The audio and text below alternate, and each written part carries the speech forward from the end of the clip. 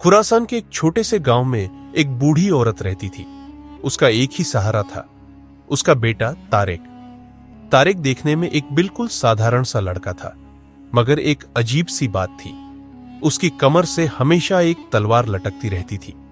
जैसे जैसे तारेक बड़ा होता गया, तलवार भी उसके साथ बड़ी होती चली गई। एक रात तारेक ने एक अजीब सा ख्वाब देखा।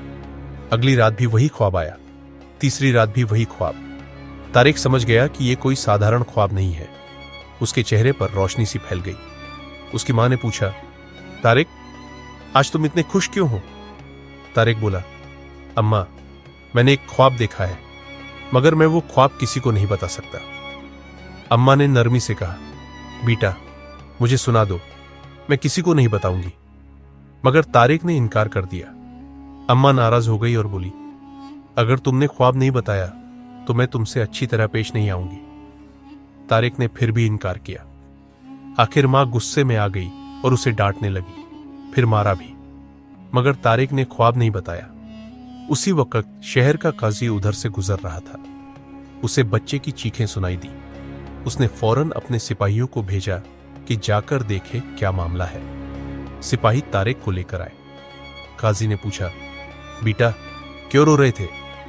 तारेक ने आंसू पोंछते हुए कहा, जनाब, मैंने ख्वाब देखा था और मेरी अम्मा चाहती थी कि मैं उन्हें सुनाऊं, मगर मैं नहीं सुना सकता। काजी ने हंसकर कहा, क्या बात है, ख्वाब तो बहुत दिलचस्प होगा। क्या तुम मेरे बेटे बनना पसंद करोगे? तारेक ने हैरान होकर कहा, आपका बेटा? काजी बोला, हां, मैं तुम्हारी तालीम तरबियत करूंगा, तुम मेरे साथ रहोगे। तारेक मान गया। काजी ने तारेक की मां को खबर भेजी। मां ने पहले गम किया, फिर सोचा कि बेटे का भला इसी में है। वह काजी के पास आकर बोली, जनाब, मेरा बेटा आपके हवाले, उसका ख्याल रखिए। काजी तारेक को अपने घर ले गया। घर पहुंचकर उसने अपने बच्चों को बुलाया और कहा, यह तारेक है, अब यह तुम्हारा साथी है, मगर ध्यान रहे, इसने एक अजीब ख्वाब देखा है और यह किसी को नहीं सुनाना चाहता, इसे तंग मत करना। काजी की बेटियों ने कोशिश की कि तारेक ख्वाब सुना दे। बड़ी बेटी ने कहा, मुझे सुना दो। तारेक ने इनकार किया। दूसरी बेटी ने पूछा, उसने भी इनकार किया। तीसरी ने कहा, मैं तो जरूर सुनूंगी। तारेक गुस्से में बोला, अगर किसी ने जोर जबरदस्ती की तो मैं मार दूंगा। यह बात काजी को बहुत खराब लगी। उसने गुस्से में कहा, ले जाओ इसे, जब तक इसकी अकल ठीक ना हो इसे बाहर रखो। काजी के नौकर तारेक को ले गए। उस रात उसकी तलवार हल्की हल्की हिलने लगी, जैसे कुछ कहना चाहती हो, मगर तारेक चुप रहा। कुछ दिन बाद काजी की छोटी बेटी उधर से गुजरी और बोली, अगर तुम अपना ख्वाब मुझे सुना दो तो मैं तुमसे शादी कर लूंगी। तारेक को गुस्सा आया।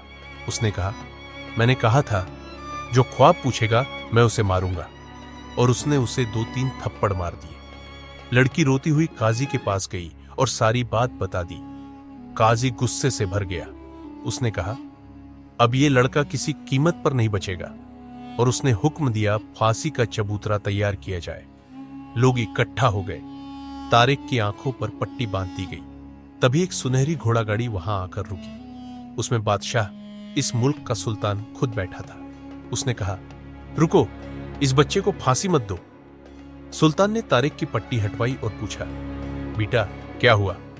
तारेक ने सारी बात बताई। सुल्तान ने कहा, मैं इसे अपने साथ ले जाऊंगा, इसका ख्वाब शायद बहुत खास है।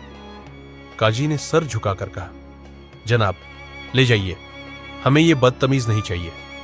सुल्तान तारेक को अपने साथ ले गया। महल पहुंचकर उसने तारेक के लिए एक सुंदर कमरा दिया। उसी वक्त बाग में एक हसीन लड़की फूल तोड़ रही थी, शहजादी मुनीजा। जब उसने तारेक को देखा तो ठहर गई। सुल्तान ने कहा, देखो, मैंने इस बच्चे की जान बचाई है। यह ख्वाब किसी को नहीं सुनाता, इसलिए लोग इस पर गुस्सा होते हैं। कुछ दिनों बाद मुनीजा तारेक के कमरे के पास से गुजरी। वह बेहद खूबसूरत लग रही थी। उसने नरमी से कहा, क्या तुम मुझे भी अपना ख्वाब नहीं सुना सकते? तारेक ने कहा, नहीं शहजादी, जब तक ख्वाब की ताबीर पूरी नहीं होगी मैं किसी को नहीं बता सकता। शहजादी ने कहा, अगर तुम मुझे सुना दो तो मैं तुमसे शादी कर लूंगी। तारेक ने धीरे से कहा, मैं नहीं बता सकता। एक दिन सुल्तान के पास एक मंगोल कासिद आया। उसने 3 सरकंडों की छड़ियां दी और कहा, बताओ इनमें से कौन सी जड़ के पास उगी थी, कौन सी बीच में, कौन सी ऊपर। सुल्तान परेशान हो गया। शहजादी ने तारिक को खबर दी। तारिक ने कहा, छड़ियों को पानी में डाल दो, जो नीचे डूब जाए वो जड़ वाली, जो बीच में ठहरे वो बीच वाली, और जो ऊपर रहे वो ऊपर वाला हिस्सा। ऐसा ही हुआ। जवाब सही था। कुछ दिन बाद फिर कासिद आया। इस बार 3 चूजे लाया। पूछा गया कि कौन सुबह पैदा हुआ, कौन दोपहर में, कौन रात को। सुल्तान फिर परेशान हो गया। शहजादी तारिक के पास भागी। तारिक ने कहा, एक प्याले में गेहूं रखो, एक में जौ, एक में चने। जो चूजा गेहूं खाए वो सुबह का, जो जौ खाए वो दोपहर का, जो चने खाए वो रात का। जवाब फिर सही निकला। मंगोल खान क्रोधित हो गया। उसकी चालाक खाला ने कहा, यह लड़का जिंदा रहा तो एक दिन बड़ा हाकिम बनेगा, इसे बुलाकर खत्म कर दो। कासिद ने सुल्तान को कहा कि तारिक को भेज दो। सुल्तान उदास बैठा था।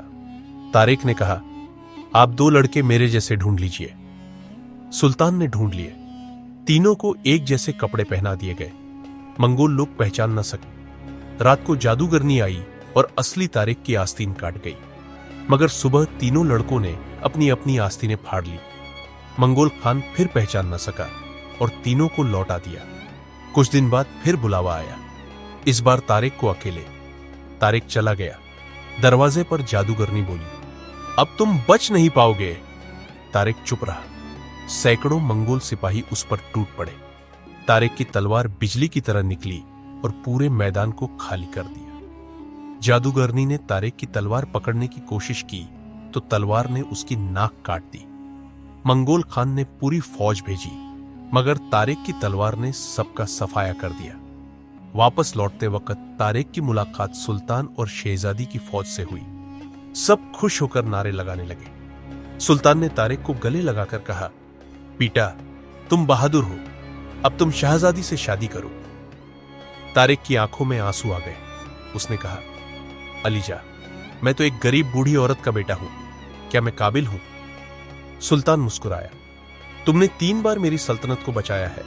अगर कोई शहजादी के लायक है तो वो तुम हो। शहजादी शर्म से मुस्कुराई। शादी की तैयारियां शुरू हो गई। पूरे शहर में खुशियां मनाई गई। शादी के दिन तारिक ने वही तलवार अपनी कमर से बांधी। जब निकाह पूरा हुआ तो आसमान पर बादल घिर आए, बिजली कड़की, तलवार चमकने लगी। एक गहरी आवाज आई, तारिक तुम्हारा ख्वाब पूरा हो गया। सब दंग रह गए। तारिक बोला, मेरा ख्वाब था कि मेरी तलवार रोशनी और सच्चाई की निशानी बने। आज वो दिन आ गया। शहजादी मुस्कुराकर बोली, अब? तारिक ने कहा, अब यह ख्वाब हमेशा जिंदा रहेगा अगर तुम मेरे साथ रहो। शहजादी ने कहा, मैं हमेशा तुम्हारे साथ रहूंगी। और यूं तारिक और मुनीजा की कहानी हमेशा के लिए अमर हो गई। दोस्तों, अगर आपको यह कहानी पसंद आई हो तो इस वीडियो को लाइक करें और अपने दोस्तों के साथ शेयर करें। साथ ही नीचे कमेंट में हमें बताइए कि आपको इस कहानी में सबसे ज्यादा क्या पसंद आया। और हां, ऐसी ही दिलचस्प कहानियां देखने के लिए हमारे चैनल को सब्सक्राइब करना न भूलें।